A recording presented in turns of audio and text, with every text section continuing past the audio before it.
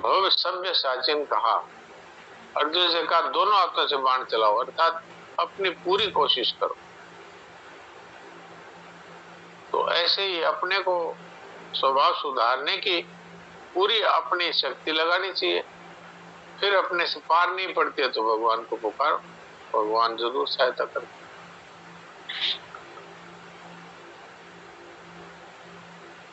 तो अब देवकी जी से मैं कहता हूं कि वो साधक संजीवनी सुनाए। प्रणाम। प्रणाम।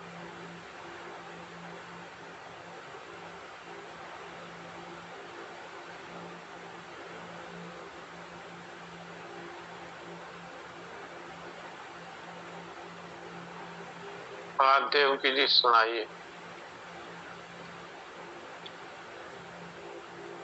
नारायण नारायण नारायण नारायण नारायण। दूसरे अध्याय का 40वां श्लोक आज। जी, दूसरे अध्याय का 40वां।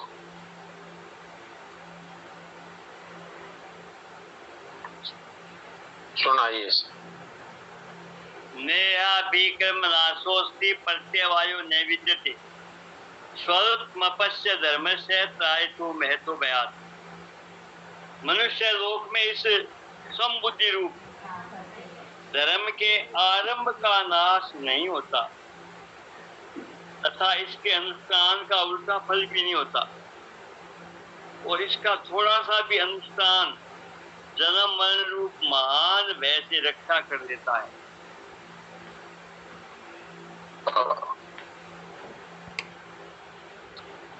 ये कर्मयोग प्रभाव में बहुत है। कर्मयोग में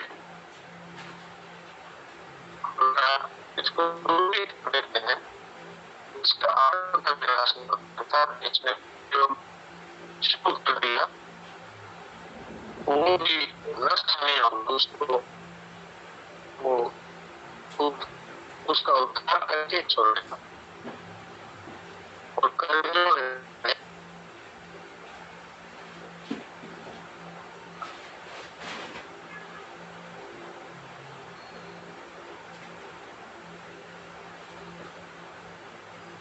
ये नेहाभिक्रम नाशोस्ति, इस समबुद्धि यानी कि समता का केवल आरंभ ही तो हो जाए तो उस आरंभ का विनाश नहीं होता। मन में समता प्राप्त करने की लालसा उत्कंठा लगी है, यही इस समता का आरंभ है, होना है। इस आरंभ का कभी अभाव नहीं होता, क्योंकि अन्य वस्तुओं की लालसा भी सत्य ही होती है। यहाँ ये का तात्पर्य है, इस मनुष्य लोक में ये मनुष्य ही समबुद्धि को प्राप्त करने का अधिकारी है और दूसरा नहीं है। केवल मनुष्य ही समता है, उसको प्राप्त करने का अधिकारी है। भगवान के सिवाय दूसरी सभी भोग योनियां है, मनुष्य के सिवाय सभी दूसरी भोग योनियां है। जितनी भी अन्य योनियां है वो सब भोग योनियां है। केवल मनुष्य योनि है वो क्या है कि साधन योनि है। अतः उन योनियों में विषमता यानी कि राग द्वेष का नाश करने का अवसर नहीं है, क्योंकि भोग राग द्वेष पूर्व के होते हैं। यदि राग द्वेष न हो तो भोग होगा ही नहीं, परंतु साधन हो जाएगा। मनुष्य को जो विवेक मिला है ना, उसी के कारण है ना ये सब में श्रेष्ठ है। क्योंकि और सब योनियां तो है वो जन्म मरण मनुष्य योनि प्राप्त करने की एक प्रकार से क्रम है। योनियां भोग करके फिर मनुष्य बनता है, तो मनुष्य ही है वो अधिकारी है मोक्ष का, प्रेम का, बाकी नहीं है। अब भगवान कहते हैं कि ये जो समता का जो है, साधन, उसका उल्टा फल कभी नहीं होता है। प्रत्यय वायो नहीं विद्यते, प्रत्यय वाय उल्टा फल, उल्टा फल भी नहीं होता है। सकाम भाव पूर्वक किए गए कर्मों में अगर मंत्र उल्टा उच्चारण, अगर मंत्र उच्चारण यज्ञ विधि आदि में कोई कमी रह जाए तो उसका उल्टा फल हो जाता है। मंत्र तंत्र जितने भी है उनमें क्या है, उच्चारण है, उस पर बहुत विशेष फल है।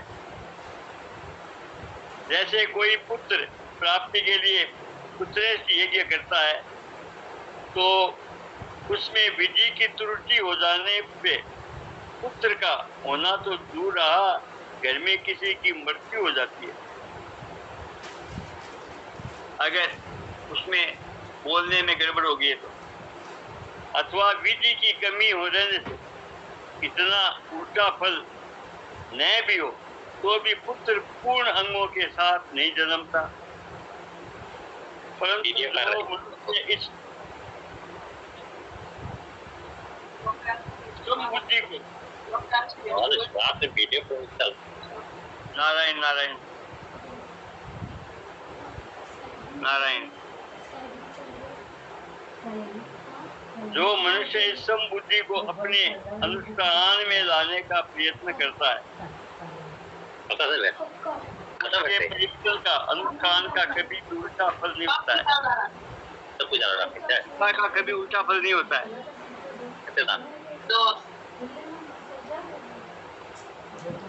बाकी मंत्र है और है, उनमें अगर कोई कमी रह जाए तो उसका उल्टा फल हो जाता है।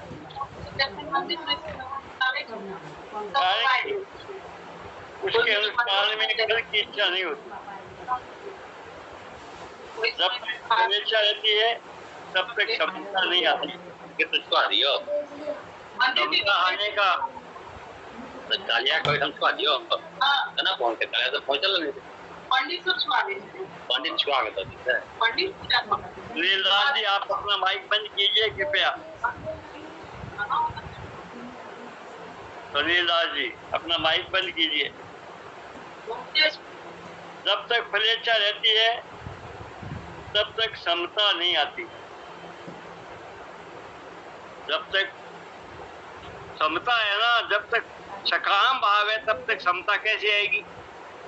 निष्काम भाव होने से समता आएगी।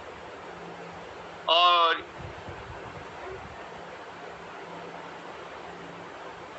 जब तक समता नहीं आती और समस्त समता आने पर फलेच्छा नहीं रहती,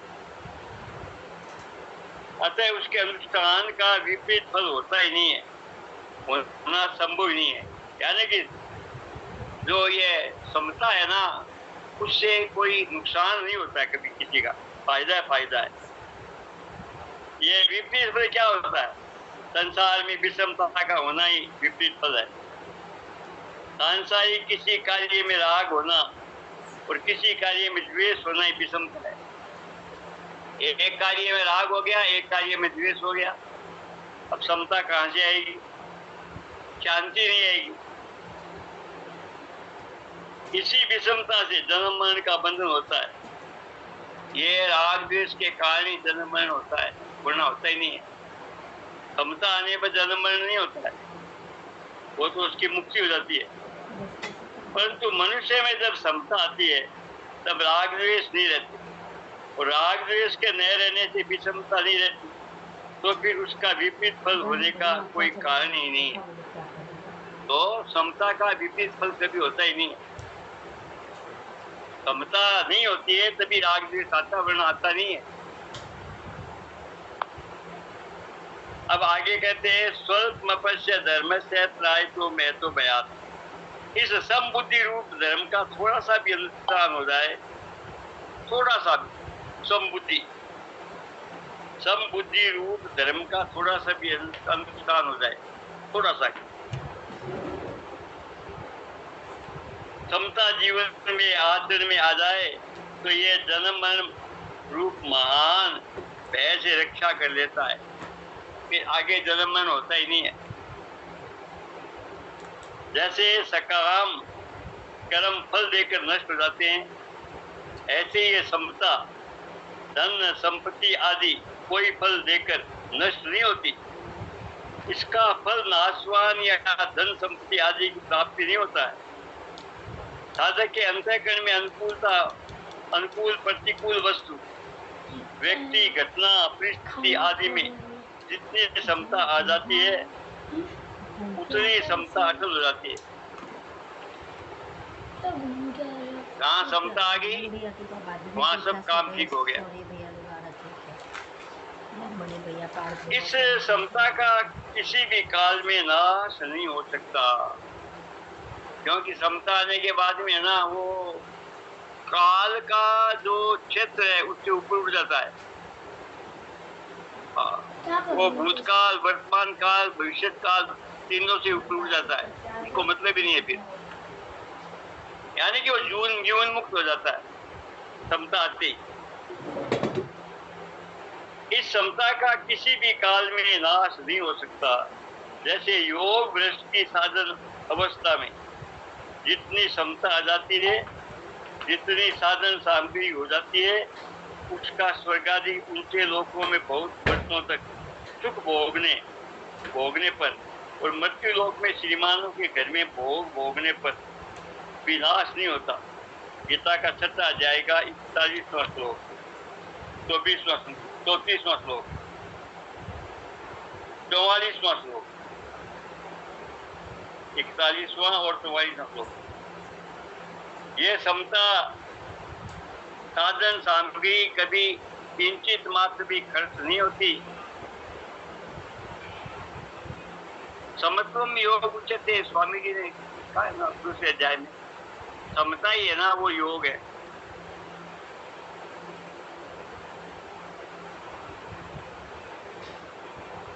धर्म नाम दो बातों का है, दान करना, प्याऊ लगाना, अन्य क्षेत्र खोलना आदि परोपकार के कार्य करना। दूसरा है वर्ण आश्रम के अनुसार शास्त्र विध अपने कर्तव्य का पालन तत्परता से करना। इन धर्मों का निष्काम भाव पूर्वक पालन करने से समता रूप धर्म स्वतः आ जाता है, अपने आप समता आ जाती है अगर अपने कर्तव्य का पालन करे तो व्यक्ति। क्योंकि ये समता रूप धर्म स्वयं का धर्म अर्थात स्वरूप है, अपना स्वरूप बताया ये। इसी बात को लेकर यहाँ समबुद्धि को धर्म कहा गया है। समबुद्धि को, ये समबुद्धि क्या है? समय शत्रुते मित्रेते तथा मानापमान्यो शीतोषण सुख दुखे समय संग विवर्ते, ये समता है। तो निंदा स्तुति में समान, मान अपमान में समान, ये सारी समता है। कहीं भी आसक्ति नहीं होना है, ये सारी समता है। तो इसी बात को लेकर यहाँ समता समबुद्धि को धर्म कहा गया है। अब समता संबंधी विशेष बात बताई जा रही है। लोगों के भीतर प्राय ये बात बैठी हुई है कि मन लगने से भजन स्मरण होता है, मन नहीं लगा तो राम नाम करने से क्या लाभ। ये बात लोगों की बैठी हुई है? अब मन से तो प्रबल बुद्धि है, ये बात भूल जाते हैं और चित्त में जो बात बैठ जाती है वो निकलती नहीं है। क्या दामोदर स्त्रोत में कहा है ना, विक्रेतु कामा किल गोप कन्या मुरारी पादार चितु कीर्ति दज्जादिक मोह साधवो सद गोविंद दामोदर माधवी। गोपियां है वो दही बेचने के निकली, दही ले लो ऐसा तो कहा नहीं, और कृष्ण ले लो, गोपाल ले लो, दामोदर ले लो, माधव ले लो, इस प्रकार कहने लगी। क्यों कहने लगी? क्योंकि उनके चित्त में है वो श्याम सुंदर बैठे हुए, वो भूल ही गई कि हम दही बेचने आई हैं, वो तो भगवान को ही बेचने लगी। तो लोगों के भीतर प्राय ये बात बैठी हुई है कि मन लगने से ही भजन स्मरण होता है, मन नहीं लगा तो राम नाम करने से क्या लाभ। ये लोगों की बैठी हुई है। परंतु गीता की दृष्टि में मन लगना कोई ऊंची चीज नहीं है। गीता की दृष्टि में ऊंची चीज है समता। समता है, उसको गीता जी ने ऊंचा माना है।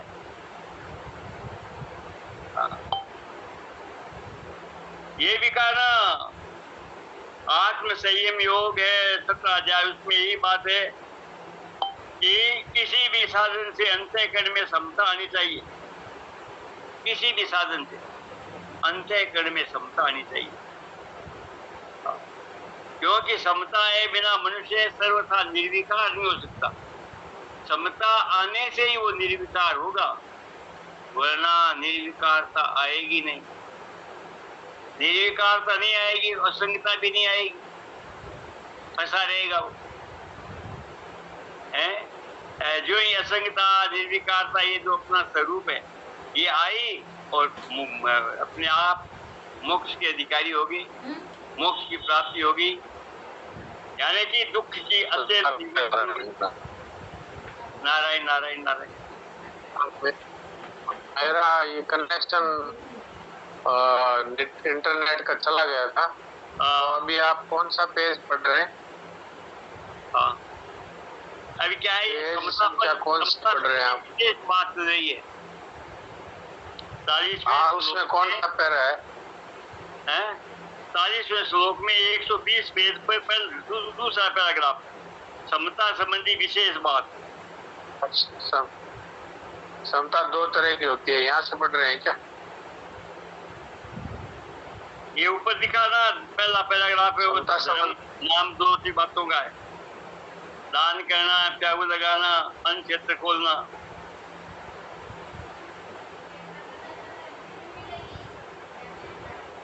परोपकार के कार्य करना। दूसरा है धर्म आश्रम के अनुसार शास्त्र विहित अपने कर्तव्य कर्म का तत्परता से पालन करना। इन धर्मों का निष्काम भाव पूर्वक पालन करने से समता रूप धर्म स्वतः आ जाता है, अपने आप आ जाता है धर्म समता। अगर इनका निस्वार्थ भाव से पालन किया जाए तो समता अपने आप आ जाती है, क्योंकि ये समता रूप धर्म 120 अर्थात स्वरूप है।